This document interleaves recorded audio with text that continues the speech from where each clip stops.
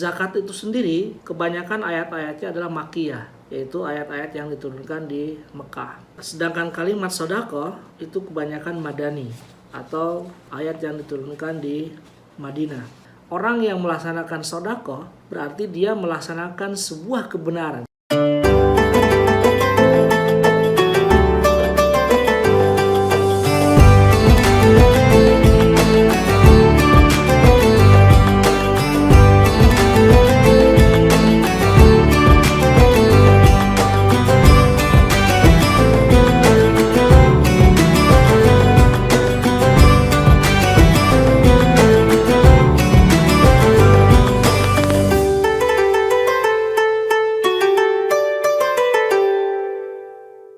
Assalamualaikum warahmatullahi wabarakatuh. Bismillah, alhamdulillah, wassalatu wassalamu ala rasulillah wa ala alihi wa sahbihi wa mawala. Allahumma salli ala sayyidina Muhammadin al-fatihi lima ughliq wal khatimi lima sabaq nasiril haqqi bil haqqi wal hadi ila siratikal mustaqim wa ala alihi haqqa qadrihi wa miqdaril azim. Teman-teman yang saya hormati, alhamdulillah sore hari ini kita bisa berjumpa kembali di kegiatan kita ngaji online menjelang buka puasa. Dan alhamdulillah hari kemarin kita sudah membahas sedikit pembukaan tentang bab zakat, dan kali ini kita akan berdiskusi tentang pendalaman makna-makna zakat itu sendiri. Nah, kemarin saya sudah menayangkan satu slide tentang zakat itu sendiri, dimaknai secara bahasa adalah at-tuhur atau tazkiyah atau tathir, kemudian juga bimana barokah ya. Lalu kalau kita lihat misalkan di Mu'jam al-Alfadil Quran ya, itu banyak sekali yang menyebutkan makna zakat. Misalkan di dalam kitab Mu'jam al-Mufahras li Alfadil Quran al-Karim Ustaz Fuad Abdul Baqi, itu banyak sekali yang kalimat sedekah atau zakat di dalam Al-Quran. Kalimat zakat sendiri itu terdapat sampai 30 kali di dalam Al-Quran, dan 27 kalinya itu senantiasa dibarengi dengan kalimat sholat. Jadi kata-kata zakat di dalam Al-Quran terdapat sebagai 30 kali, 27-nya itu senantiasa dibarengi dengan kalimat sholat. Ini maknanya seperti yang saya kemarin sampaikan, bahwa Islam agama yang memiliki rasa istimaiyah ya. Lalu juga Islam agama yang bersifat syumuliyah. Oleh karena itu tidak hanya semata-mata kita sholat, tapi juga dibarengi dengan ibadah istimaiyah, yaitu zakat itu sendiri. Sedangkan kalimat sedekah atau kalimat as-sadaqat di dalam Mu'jam al-Mufahras ditemukan sebanyak 12 kali ya. Nah, ini menunjukkan bahwa kalimat sedekah dan zakat seperti yang saya kemarin sampaikan adalah memiliki kesamaan makna, atau menurut Az-Zamakhsyari menyebutkan bahwa asma mustarakah ya. Jadi berbeda dari segi isim, tapi al-musammanya itu memiliki makna yang sama ya, yaitu i'ta. Nah, zakat itu sendiri kebanyakan ayat-ayatnya adalah makkiyah, yaitu ayat-ayat yang diturunkan di Mekah. Misalkan sedangkan kalimat sedekah itu kebanyakan madani atau ayat yang diturunkan di Madinah. semuanya kalimat zakat itu senantiasa di ahdu makki.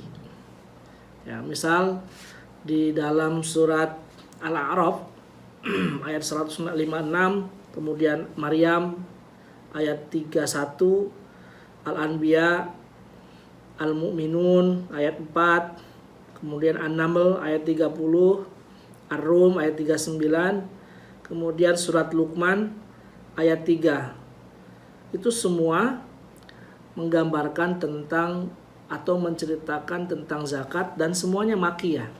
Ya. Maka dalam beberapa definisi disebutkan bahwa as-sadaqah al-masyru'ah, ya zakat itu sendiri. Ya. Jadi kalimat zakat dan sedekah memiliki sebuah makna yang sama dalam konteks ikhraj atau i'ta ba'dil mal. Ya. Oleh karena itu seringkali as-sidqu, ya, sedekah bermakna sidik, yaitu sebuah kebenaran. Orang yang melaksanakan sedekah berarti dia melaksanakan sebuah kebenaran, sebuah ajaran. Itu dalam hadis disebutkan bahwa sedekah itu burhanun. As-sadaqah itu burhanun, sebagai sebuah pembuktian terhadap keimanan seseorang, ya, akan hikmah yang terkandung dalam sedekah itu sendiri. Nah, dalam kesempatan ini saya ingin melanjutkan dari bab zakat itu. Kemarin saya sudah membahas bagaimana objek-objek zakat itu sendiri. Maka saya akan mendahulukan bab atau fasal dalam zakatul fitr. Ya. Jadi kita biasanya kalau dalam pembahasan zakat fitrah itu selalu di ujung. Nah, karena kita momennya sekarang ini adalah mendekati akhir dari Ramadan, maka kita diskusi tentang zakat fitrah itu sendiri. Ya. Di dalam matan Abi Syuja, ya, Qadhi Al-Asfahani menyebutkan bahwa zakat al-fitr wa tajibu zakatul fitri bi thalathati asya al-islamu wa bi ghurubi syams min akhir yaumin min syahri ramadan wa wujudil fadli an qutihi wa quti iyalihi fi dhalikal yaum wa yuzakki an nafsihi wa amman talzamuhu nafaqatuhu minal muslimin sa'an min kuti baladihi wa qadruhu 5 artalin wa sulasu bil iraqi. Jadi sebetulnya al-fitrah, ya, itu adalah merupakan sebuah penamaan yang identik dengan kejiwaan seseorang. Maka ulama fikih itu membagi zakat itu ada yang disebut dengan zakatul amwal, lalu ada yang disebut dengan zakatul abdan atau zakatul ru'us. Ya. Bermakna bahwa zakat fitrah adalah zakat khusus diri kita, khusus badan kita. Ya. Oleh karena itu hadis menyebutkan bahwa zakat fitrah itu adalah tuhratun lis-shaimi wa tu'matun li al-fuqara. Bahkan ada yang menyebutkan zakat fitrah itu disamakan dengan ketika kita melaksanakan sujud sahwi dalam pelaksanaan sholat. Tujuannya apa? Menambal ketika sholat kita ada kekurangan, maka ada sujud sahwi. Nah, puasa pun begitu. Saum kita selama 29 hari atau 30 hari disempurnakan, disucikan oleh zakat fitrah itu. Maka di dalam hadis disebutkan tuhratun lis-shaimi, sebagai sebuah pensucian bagi yang berpuasa. Wa tu'matun, tu'mah di sini adalah at-ta'am lil masakin. Artinya kesucian bagi orang yang melaksanakan puasa sebuah kebahagiaan bagi mereka yang fakir miskin di hari raya itu untuk bisa ikut bersama menikmati hari kemenangan. Maka disebutlah zakatul fitr. Ya. Nah, tadi saya sebutkan di dalam matan Abi Syuja, syaratnya hanya 3. Pertama adalah Islam, hukum asalnya yaitu Islam. Maka bagi seseorang yang murtad, bagi seseorang yang belum lahir pada saat ghurub syams, tidak kena. Kafir tidak kena, rokik tidak kena, ya. Al-abdu tidak kena karena yang kewajibannya adalah si tuannya. Tapi itu kan semua sudah tidak ada. Dalam konteks modern sekarang sudah tidak ada perbudakan, kemudian al-milkul yamin tidak ada, ya. Sehingga Islam syarat pertama adalah muslim, ya, kita ini, ya. Lalu yang kedua adalah ghurub syams. Jadi pelaksanaan zakat fitrah, ya, kalau merujuk ke kitab matan Abi Syuja ini adalah pada saat terbenamnya matahari fi akhir syahri Ramadan, ya. Di dalam Al-Iqna, di syarahnya matan Abi Syuja, kenapa hikmah yang terkandung harus ba'da ghurub syams? Karena kalau seseorang meninggal sebelum ghurub syams fi akhir syahri Ramadan, maka dia tidak kena kewajiban zakat fitrah. Gitu. Maka tidak kena kewajiban zakat fitrah. Atau bagi mereka yang lahir setelah fajar pada hari raya atau pada Id, itu nggak kena karena waktunya sudah terlewati, gitu loh. Oleh karena itu di dalam syaratnya tadi menyebutkan bahwa yang pertama adalah Islam, yang kedua adalah ghurub syamsi min akhir yaumi syahri Ramadana, ya, min akhir yaumi syahri Ramadana. Kemudian wa wujud al-fadli, ya. Dan syaratnya zakat fitrah itu seseorang harus memiliki kelebihan dari makanan pokok yang dia sehari-hari miliki untuk keluarganya di hari pada saat diwajibkannya dikeluarkan zakat fitrah. Ini saya berbicara konteksnya pendapat klasik, ya. Ya, jadi nanti ada pendapat kontemporer. Saya menggunakan rujukannya misalkan Fiqh Zakat li Yusuf Qaradawi misalkan. Nah, ini berbeda. Saya sebagai sebuah intro saja.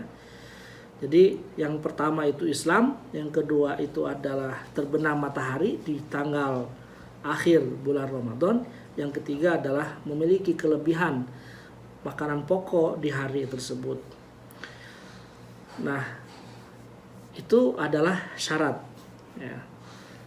Kemudian yang selanjutnya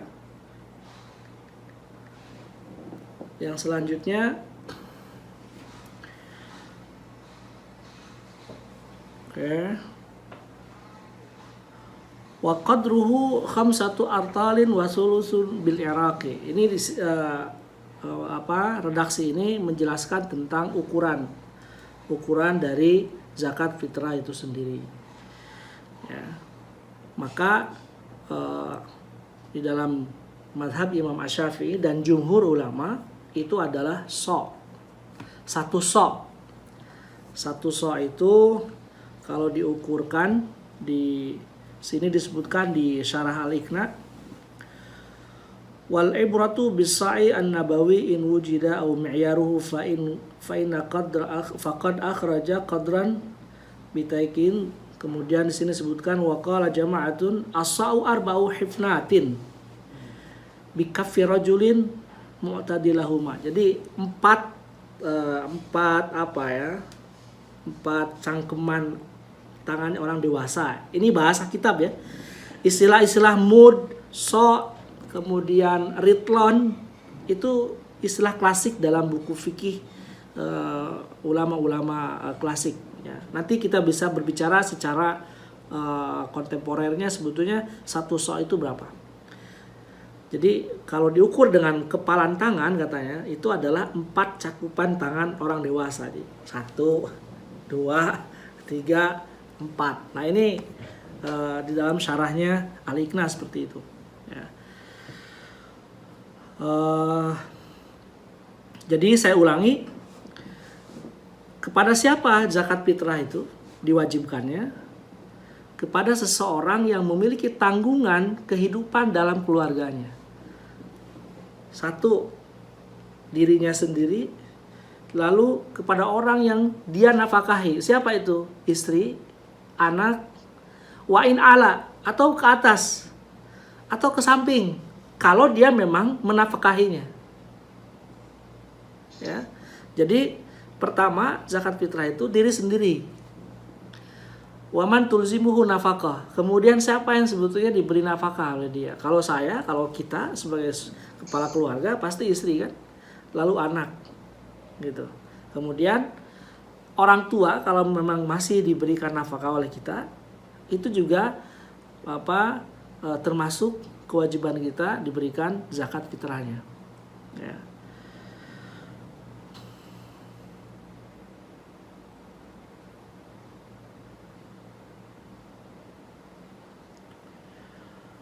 Wa yustaratu aidan ayyakuna fadilan an maskanin wa khadimin. Kemudian wa yustaratu aidan kaunuhu fadilan an saubin wa maskanin. Jadi ini ukuran nisab. Ya, karena kalau kita bicara zakat mal itu kan syarat utamanya adalah haul dan nisab. Kalau zakat fitrah Imam Hanafi, ini saya baru masuk ke pendapat-pendapat yang sifatnya kontemporer. Kalau Imam Hanafi ada nisabnya. Kalau jumhur ulama, zakat fitrah nisabnya adalah selama dia memiliki kelebihan makanan di hari itu, dia sudah nisab. Ya. Oleh karena itu seseorang yang pada saat itu memiliki kelebihan untuk makan sehari-harinya, maka dia harus zakat fitrah. Kecuali orang tersebut tidak pun memiliki makanan apapun di hari itu, maka dia menjadi mustahik zakat fitrah. Nah, oleh karena itu kelebihan makan atau kebutuhan pokok di hari tersebut mewajibkannya seseorang mengeluarkan zakat. Jadi saking pentingnya zakat fitrah. Saking pentingnya zakat fitrah. Karena tadi bahwa farada Rasulullah sallallahu alaihi wasallam alal muslimin min tamrin, bubur, zabib, kemudian makanan pokok ya. Kapan itu adalah akhir Ramadan ya. Jadi hadisnya diriwayatkan oleh Muslim bahwa farada Rasulullah sallallahu alaihi wasallam zakatul fitri min Ramadan 'ala nasi sa'an min tamrin aw sa'an min sya'irin 'ala kulli hur aw 'abdin dzakarin aw untha minal muslimin. Jadi semuanya mencakup tuh, laki-laki, perempuan, kemudian yang merdeka ya, dari muslimin. Ya, orang-orang yang Islam tanpa terkecuali. Oleh karena tadi zakat fitrah adalah tuhratun lisaimi wa tu'matun li masakin. Kalau tadi saya bicara ukuran satu sa' itu adalah sekepalan tangan dewasa, 4 kali kepalan tangan dewasa, maka ulama-ulama kontemporer seperti Yusuf Qaradawi mengukur satu sa' itu adalah 2,5 kilogram.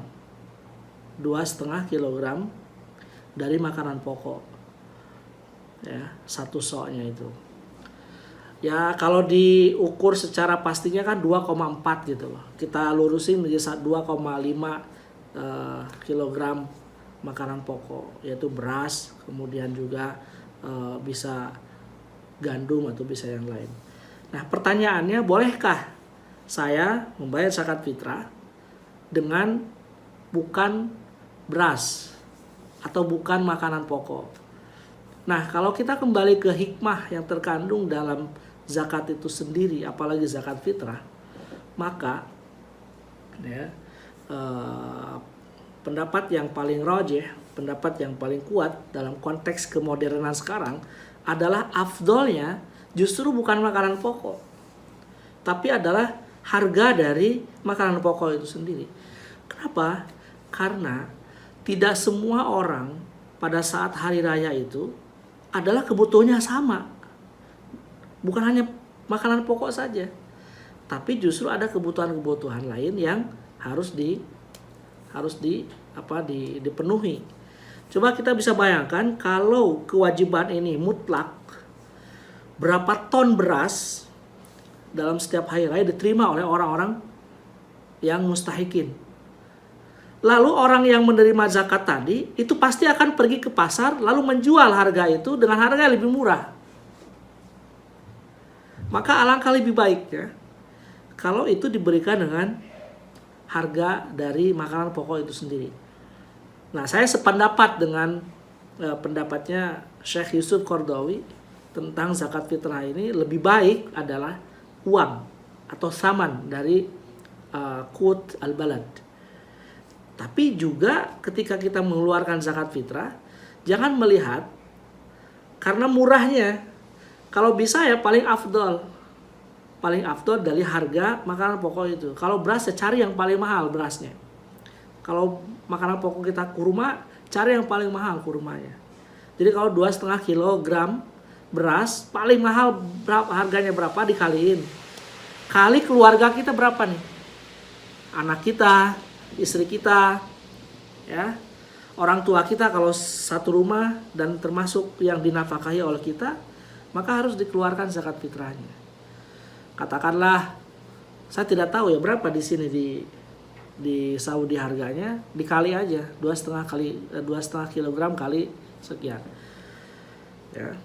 Pendapat ini juga dicantumkan dalam fatwa MUI bahwa zakat fitrah sama dengan 2,5 kilogram. Mahmud Yunus juga sama ya. Dan jumhur ulama kebanyakan menentukan 2,5 kilogram.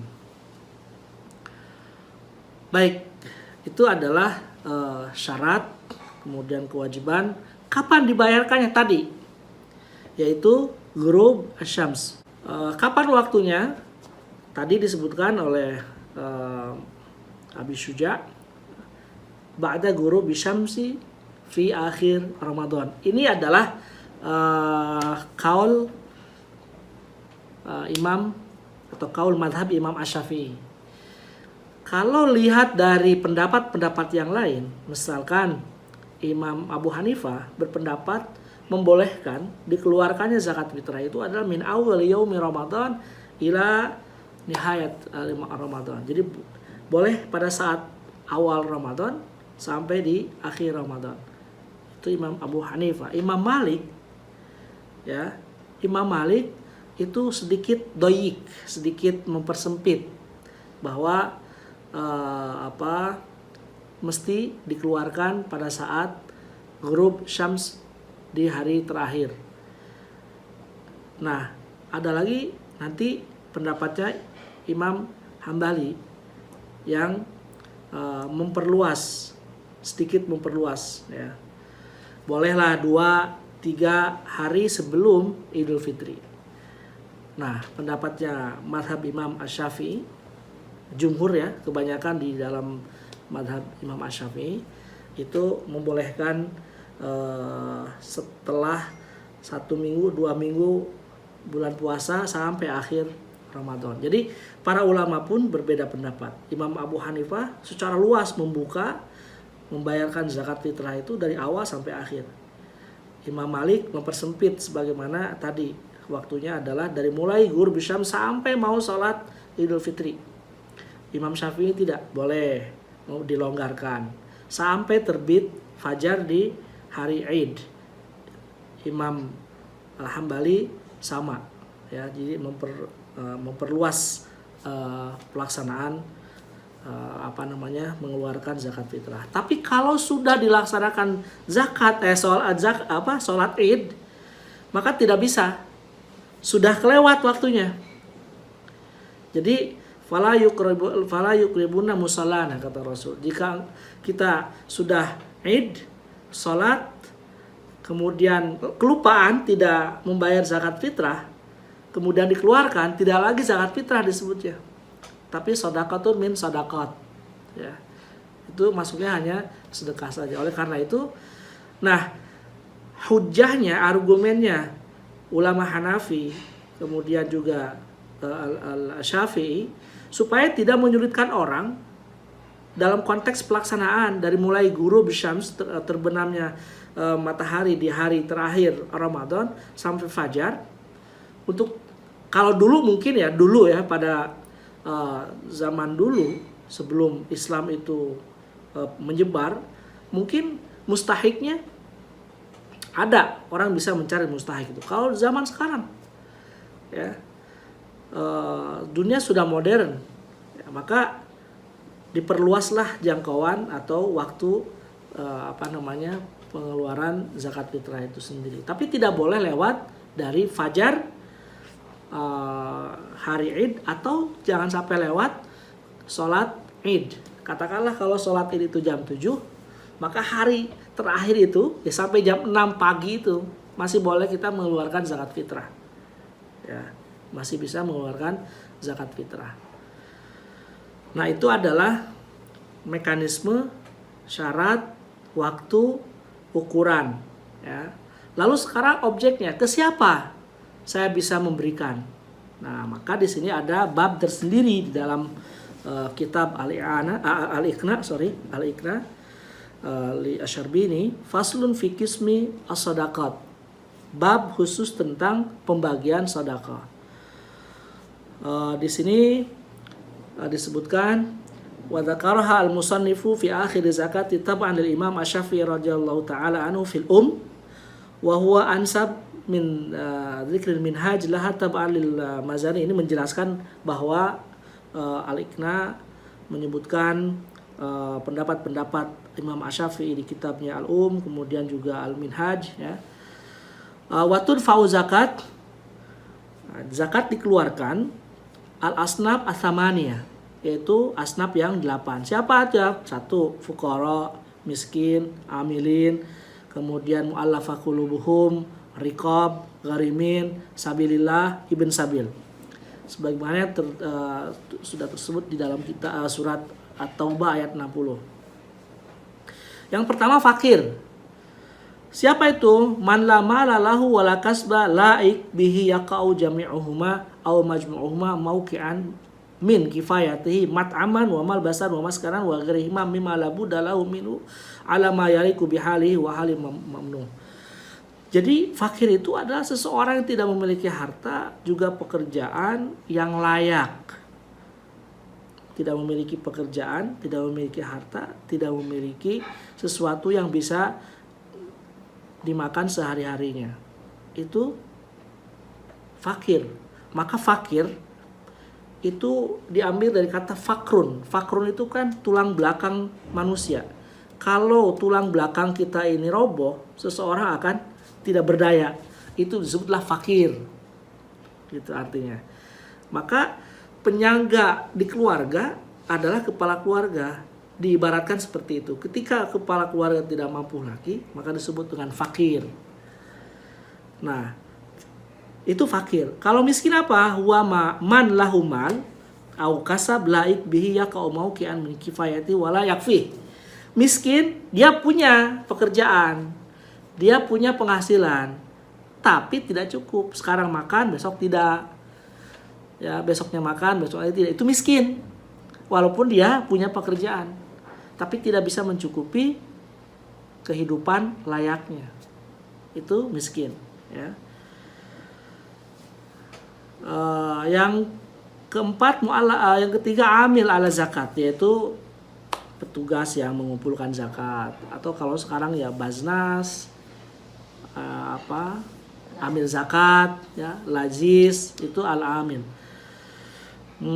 Kemudian mu'allafah qulubuhum, lalu ar-riqab, al-muqatibun, ya.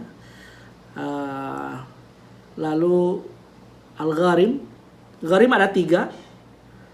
1, mereka yang memiliki hutang. Ya, mereka yang memiliki hutang, yang hutangnya itu adalah merupakan sesuatu yang mubah. Yang kedua, hutang karena keperluan untuk selain makan, ya. Lalu hutang karena israf. Jadi harus diperhatikan juga nih. Jadi 1, fi mubahin, ya. Yang kedua, ghair mubah, tadi saya katakan israf, ya. Atau dain atau hutang yang bersifat maksiat. Apa sih bersifat maksiat itu? Bisa saja karena dia ingin hidup mewah, kemudian berhutang ke sana kemari gitu, sehingga dia masuk dalam kelompok gharimin, padahal dia itu sebetulnya tidak mampu gitu. Nah, yang bagaimana yang harus dibantu dari zakat itu? Ya tentu adalah man tadayana li nafsihi fi mubahin, bagi mereka yang memiliki hutang dalam konteks yang mubah, yang berhutangnya itu dibolehkan. Karena tadi untuk ketaatannya, beribadahnya gitu, dia boleh berhutang untuk bisa mencukupi kehidupannya. Yang ketujuh adalah sabilillah, ya, orang yang berjihad, orang yang sedang belajar, ya, itu adalah merupakan sabilillah. Dan terakhir adalah ibnu sabil. Ibnu sabil biasanya dikategorikan munsyi'u safarin min baladin ila akhar, orang yang melakukan sebuah perjalanan dari satu negara ke negara yang lain, atau disebut dengan musafir, atau mungkin juga bisa dikategorikan kalau di zaman sekarang adalah jamaah tabligh. Wallahu a'lam. Itu adalah penjelasan zakat fitrah yang saya ambil dari matan Abi Syuja dan syarahnya Al-Iqna. Terima kasih. Kalau ada yang mau bertanya, silakan.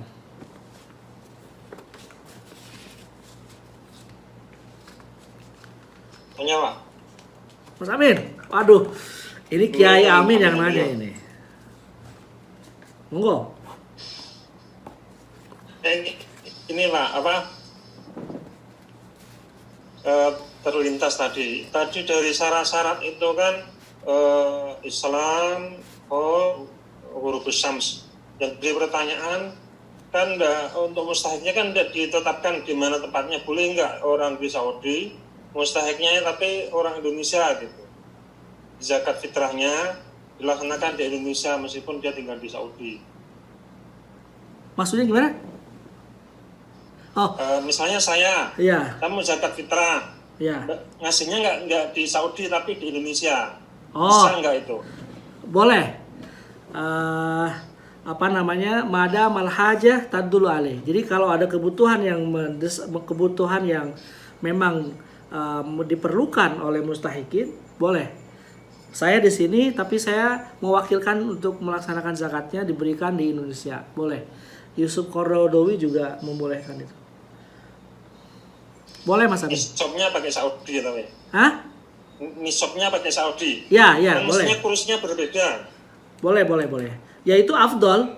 Maka di dalam Mughnil Muhtaj, syarahnya matan Abi Syuja yang lebih tinggi, itu ada pembagian, Mas.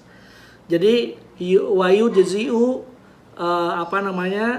ahsanul qut ilal adna. Jadi pertama adalah yang paling bagus, lalu yang memiliki martabat nomor 2 gitu. Nah, fal afdalu adalah yang a'la.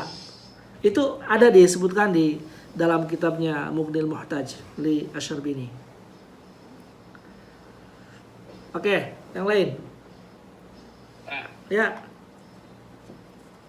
Ya Pak, mau nanya Pak. Sebentar, Asmuni dulu. Masalah waktu pengeluaran zakat itu Pak, kan sangat terbatas sekali Pak. Cuman dari malam sampai sebelum salat Id. Nah, bagaimana waktu itu, apakah waktu kita mengeluarkan atau sampainya ke para mustahikin, Pak? Karena kalau kita mengeluarkan zakat itu dikasih ke Masjid Indonesia misalnya, itu tidak mungkin diberikan ke mustahikin pada saat itu juga, Pak. Mungkin setelah salat Id begitu. Makanya oleh karena itu tadi saya katakan ada beberapa pendapat, ada yang muwassa, yang memperluas, ada yang mudayyik, yang mempersempit, ada yang fi wasat. Nah, jumhur ulama di kalangan mazhab Asy-Syafi'i, saya pendapatnya Al-Iqna, pendapatnya Matan Abi Suja, oke, itu Ghurubus Syams. Tapi pendapat-pendapat yang memperluas boleh dilakukan 5 hari sebelum Id, 4 hari sebelum Id, selama kita memiliki fadl, selama kita sudah memiliki kelebihan dari makanan pokok itu. Mangga, silahkan, boleh. Untuk bisa ditasarrufkan kepada al-mustahikin.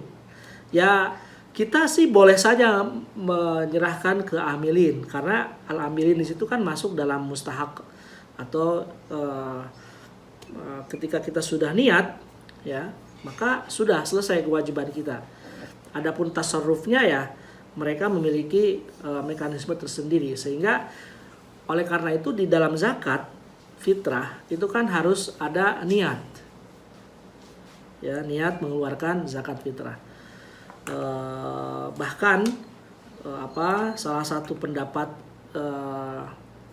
pendapatnya di dalam madhab Imam Syafi'i, orang yang diwakilkan memberikan zakat itu harus niat juga. Saya diberikan wakalah oleh Asmuni untuk membayarkan zakat. Nah, saya juga itu harus meniatkan zakatnya untuk yang dikeluarkannya. Jadi al-khuruju minal khilaf mustahab katanya. Kan dalam konteks yang paling kuat itu kan kita juga harus niat. Nawaitu an ukhrija zakatal fitri anni wa an ahli wa an ada wa. Jadi kita juga harus niat, maka ada doa kan, wasalli alaihim. Ya, sakanul lahum itu. Jadi doa kita untuk bagi mereka yang mengeluarkan zakat adalah sebuah kenyamanan bagi mereka. Ya, Habib Hashim. Jadi boleh waktu itu mau dipilih yang mana, Asmuni? Boleh yang muwassa, wasat, mudayyik, atau boleh mengikuti pendapatnya Abi Suja. Ayo Asmuni, Hashim. Ya Pak, ini mau nanya Pak. Kebetulan kan di sini kan ada jamiah khairiyah. Kebetulan kemarin pas kita lagi jalan, di situ ada jamiah An-Nama. Nah, waktu itu tiap tahun kemarin juga melakukan Pak. Jadi kita zakat fitrahnya melalui al-jamiah. Kita bayar, nanti kita dikasih bukti pembayarannya dan apa tujuannya, mal atau fitrah. Nah, saya sempat tanya Pak, tapi nanti bertanya tuh apa hukumnya dalam Islam, karena kita kan tidak tahu kualitasnya berasnya seperti apa. Tapi kata jamiat pernah nanya, insyaallah min afdal jaudah. Terus waktunya kita juga tidak tahu Pak. Waktu tanya waktunya, dia bilang tabita in tuwazza, katanya kita akan serahkan qabla Idul Fitri. Nah, itu nggak masalah ya Pak ya. Kita pokoknya kasih ke jamiah sesuai zakat fitrah, dia mintanya 20 rial per kepala, kita kasih. Ya, kalau itu jamiah memang termasuk dalam kategori al-amilin yang mengkoordinir dan mausuk, terpercaya, maka kita sudah sah mengeluarkan zakat itu. Ya. Jadi kullu nafsin bima kasabat rahina. Kewajiban kita sudah kelar. Adapun nanti sesuatu terjadi dengan amilin, ya dosa yang mengorganisir itu. Yang jelas bagi kita punya kewajiban sesuai dengan syarat, ketentuan, rukun, niat, selesai, sudah. Ya. Dan mustahiknya kan jelas tuh tadi, ada 8 kan, salah satunya ada al-amilina fi. Ya, jadi selama mausuk, terpercaya, kemudian amanah, ya boleh-boleh aja, silakan langsung. Ya, Mas Badrus. Waalaikumsalam warahmatullahi wabarakatuh. Waalaikumsalam warahmatullahi wabarakatuh. Terima kasih atas waktu yang diberikan Pak. Pak, ini mau nanya, ada 2 pertanyaan. Pertama, tadi Bapak menyebutkan zakat itu yang berhak menerima zakat ada 8 kategori. Ya. Berarti untuk zakat kepada keluarga berarti tidak ada disebutkan. Apakah boleh kita zakat kepada keluarga? Itu pertama. Iya. Bagaimana pembagian zakat? Apakah harus merata atau tergantung kepada kita? Itu Pak pertanyaan kedua. Terima kasih Pak. Ya. Assalamualaikum warahmatullahi wabarakatuh. Ini berdasar referensi yang saya baca. Zakat fitrah boleh diberikan kepada seseorang atau kepada keluarga liman layal zamu nafkah. Saya punya keluarga tapi bukan dari kewajiban saya nafkah. Boleh diberikan kepada dia. Ya. Karena apa? Tadi di mana kita bernafkah untuk mereka, maka kewajiban kita mengeluarkan zakatnya. Tapi bagi keluarga yang bukan nafkah kita, kemudian tidak mampu, maka zakat fitrah boleh diberikan kepada keluarga itu. Itu adalah yang pertama. Yang kedua, dari 8 itu, kalau di dalam zakatul amwal itu ada pembagiannya. Misalkan ada 1/4-nya untuk amilin, lalu 1/8-nya untuk sabilillah, fakir, miskin. Itu ada ketentuannya, ya. Jadi nanti di dalam pembahasan zakatul amwal kita bahas secara rinci berapa persen. Itu ada yang membagi seperti itu. Salah satunya Fiqh Zakat Yusuf Qardawi. Ya, itu. Kalau zakat selain zakat fitrah Pak, apakah boleh kepada keluarga Pak? Selain zakat fitrah, zakat mal atau itu apa? Ya kalau itu termasuk kategori fakir, miskin, sah. Boleh. Yang penting masuk dalam kategori-kategori tadi. Orang yang berhutang, walaupun itu keluarga kita dan membutuhkan, boleh kita kasih zakat itu. Karena itu masuk mustahikin. Ya. Terakhir.